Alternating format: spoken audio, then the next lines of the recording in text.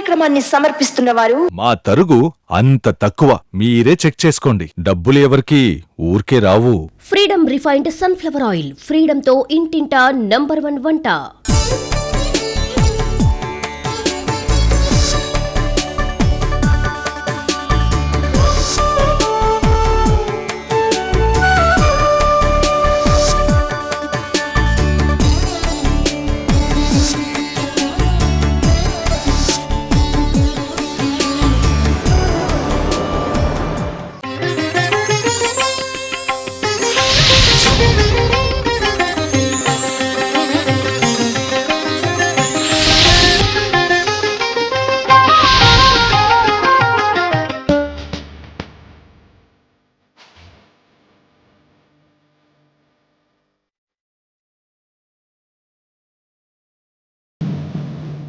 చిట్ట చివర 108వ నామంలో శంకర భగవత్పాదుల్ని జగద్గురవై నమః అని కీర్తిస్తున్నారు.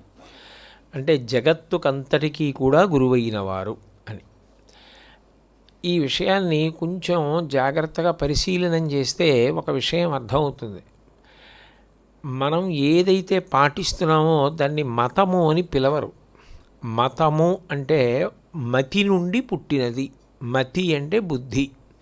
ఒక మస్తిష్కంలోంచి, ఒక బుద్ధిలోంచి ఒక సిద్ధాంతం పుడితే దాన్ని మతము అని పిలుస్తారు. అందుకే చూడండి, ఇది నా మతం అండి అంటారు. ఇది నా మతం అండి అంటే నా అభిప్రాయం అండి అని. నా మనస్సులోంచి పుట్టినటువంటిది ఏది ఉందో దాన్ని మతము అంటారు. మనం పాటించేది ఏది ఉందో దాన్ని యథార్థమునకు మతము అని పిలవరు. దాన్ని సనాతన ధర్మము అని పిలుస్తారు. సనాతన అన్న మాటకు అర్థం ఏమిటంటే దానికి ఎప్పుడు సృష్టి ఎప్పుడు మొదలైంది అన్నది చెప్పడం సాధ్యం కాకపోతే సనాతనము అని పిలుస్తారు. నిజానికి ఆ మాట ఎవరికి అన్వయం అవుతుంది అంటే ఈశ్వరుడికి అన్వయం అవుతుంది. ఎందుకనంటే ఈశ్వరుడి యొక్క పుట్టుక ఎవరికి తెలుసు? ఎవ్వని చేజనించు జగం ఎవ్వని లోపల నుండి లీనమై ఎవ్వని ఎందుడిందు పరమేశ్వరుడెవ్వడు మూల కారణం బెవ్వడనాది మధ్యలయుడెవ్వడు సర్వము తానయైన వాడెవ్వడు వాని ఆత్మభౌ ఈశ్వరునే శరణంబు వేడదన్నంటారు గజేంద్రమోక్షణంలో. ఆయనకి సృష్టి, కొన్నాళ్ళు ఉండడం, కాలగతి పొందడం ఇటువంటివి భగవంతుడికి అన్వయం కావు. ఆయన ఈ సృష్టికి ముందున్నాడు, ఈ సృష్టి తర్వాత ఉంటాడు. భగవంతుడు కాలంలో వచ్చినవాడు కాడు, కాలంలో వెళ్ళిపోయేవాడు కాడు. కాలం ఆయనలోంచి వచ్చింది. నిజానికి ఆయన అడుగు తీసి అడుగు వేస్తే అది కాలం. కాలంబు గతి అంటారు పోతన గారి భాగవతంలో. భగవంతుని యొక్క నడక కాలమవుతుంది. అందుకే కాలమునకు సంకేతమైన సూర్యచంద్రులు ఇద్దరూ కూడా మీరు భగవత్పరంగా చెప్పినప్పుడు సనాతన ధర్మంలో భగవంతుడికి ఆభరణములు అవుతారు.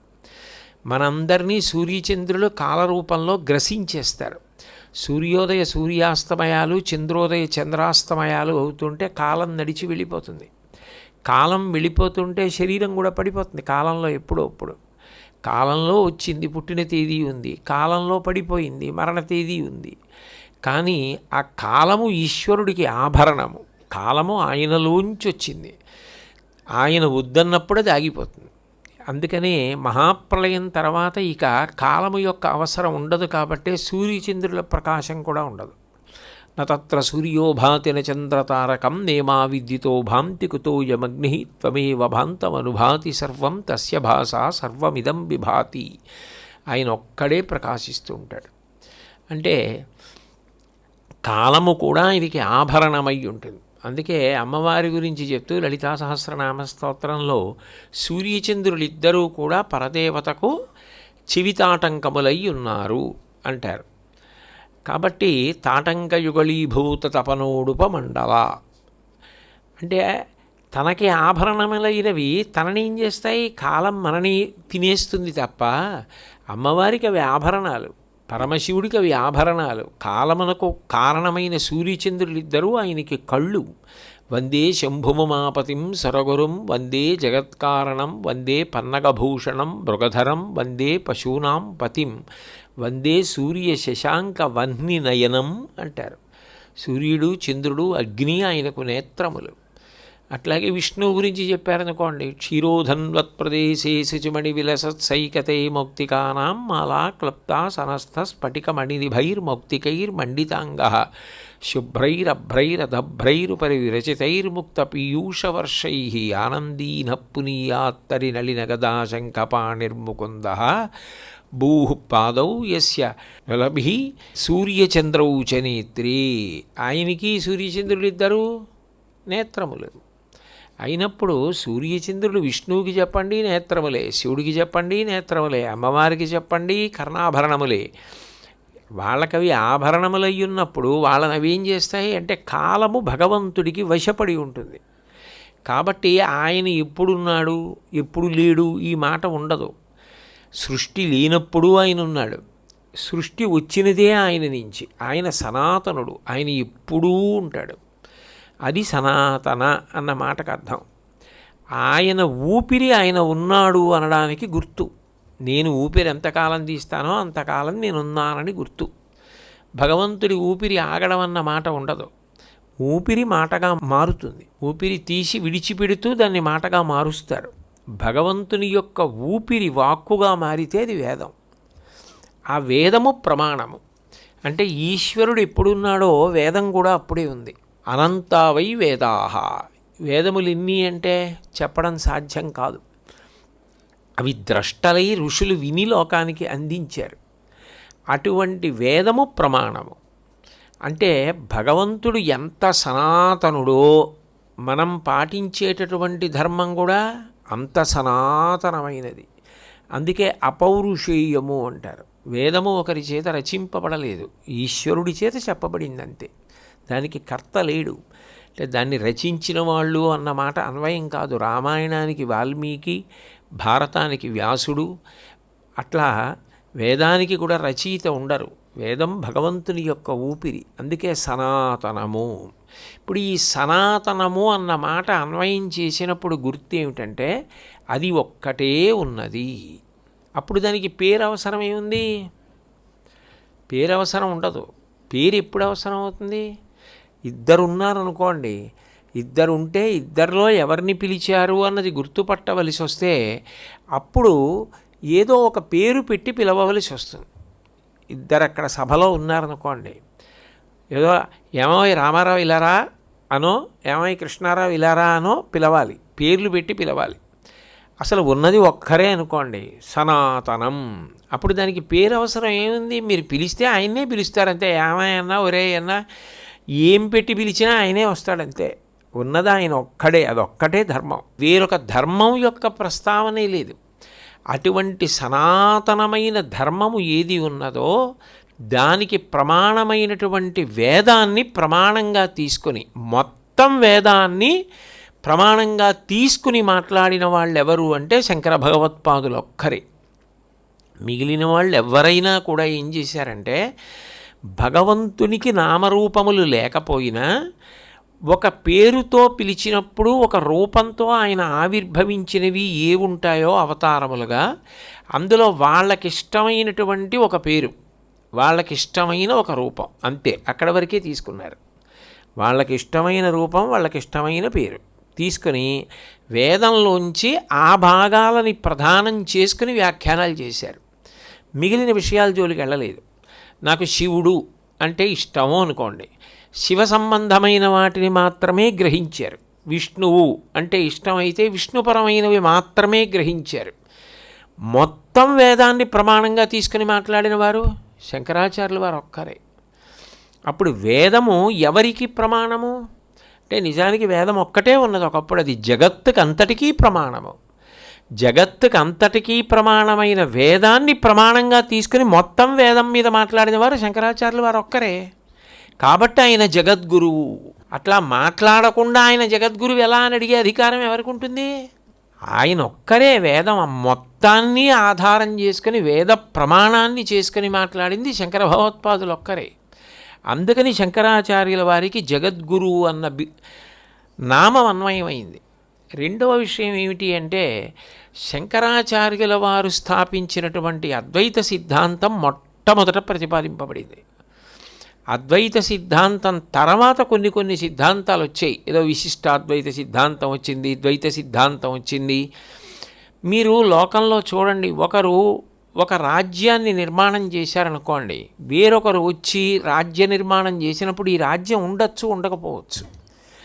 ఈ రాజ్యాన్ని వేరొకరు ఆక్రమించేసి ఈ రాజ్యానికి బదులు ఆ రాజు యొక్క రాజ్యం వచ్చి చేయొచ్చు పరిపాలనలో. కానీ శంకరాచార్యుల వారు అద్వైత సిద్ధాంతం ప్రతిపాదన చేసిన తరువాత వచ్చిన ఏ సిద్ధాంతం వలన శంకరుల సిద్ధాంతం చెదిరిపోలేదు.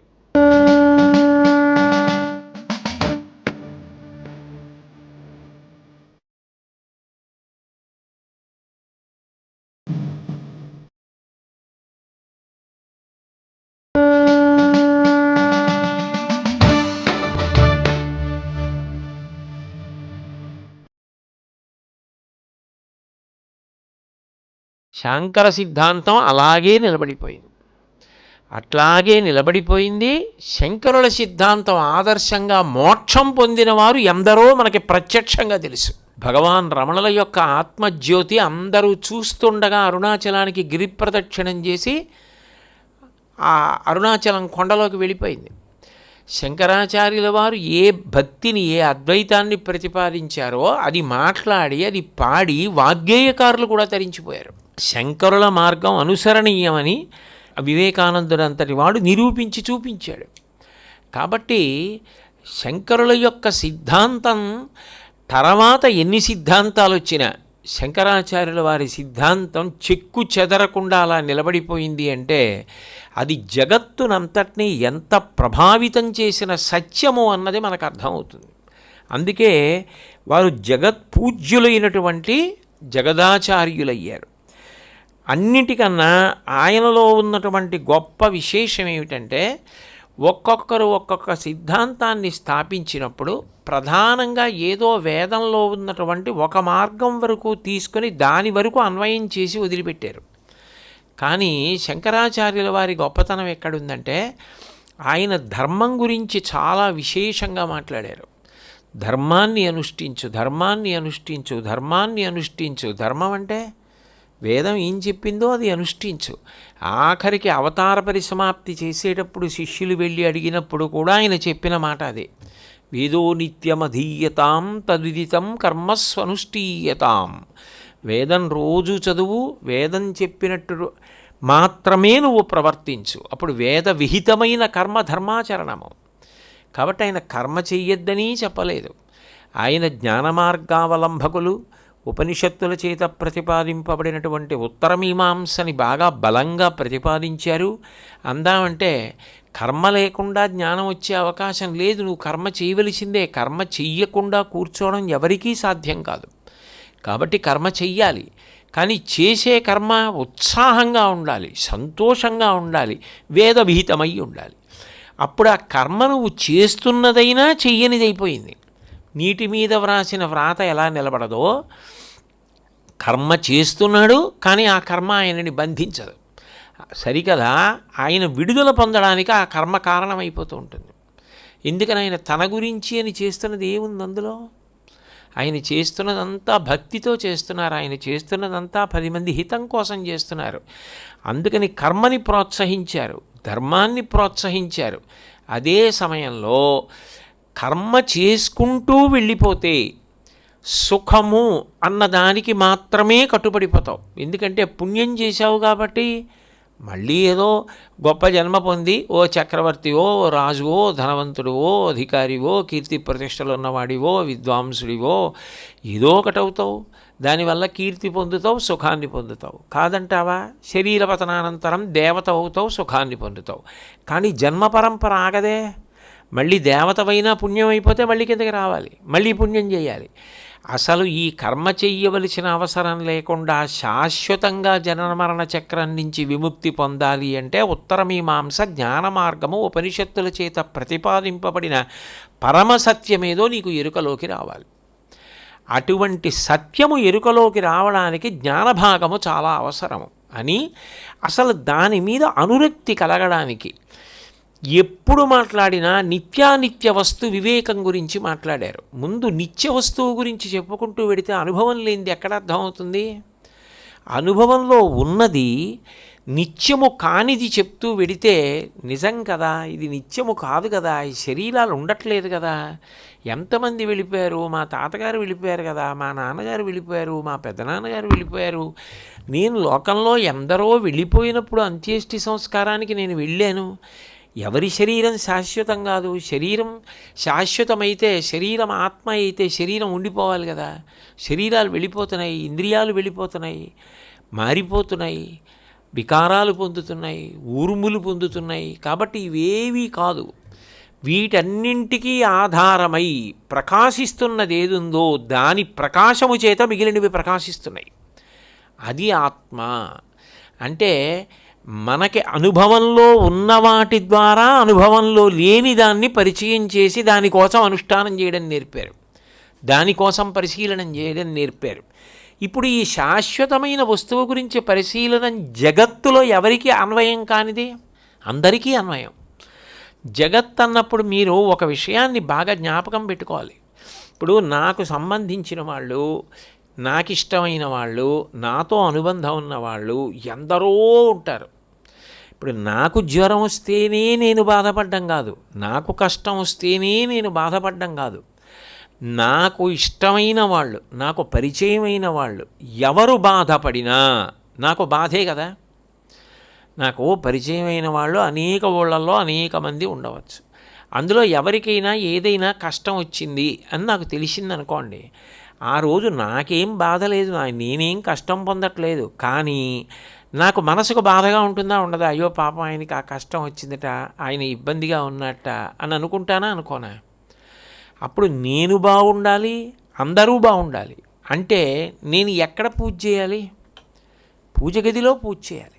పూజ గదిలో నేను చేసిన పూజ చేత ప్రీతి చెందిన భగవంతుడు అందరూ బాగుండేటట్టు చేస్తాడు. 108 నామాలతో పూజ ప్రధానంగా ఎందుకు చేస్తాం? 27 నక్షత్రాల్లో పుట్టినటువంటి వాళ్ళందరూ బాగుండాలి. పుట్టడానికి 28వ నక్షత్రం లేదు. 27 నక్షత్రాలకి 4 పాదాలు, 108 పాదాలు.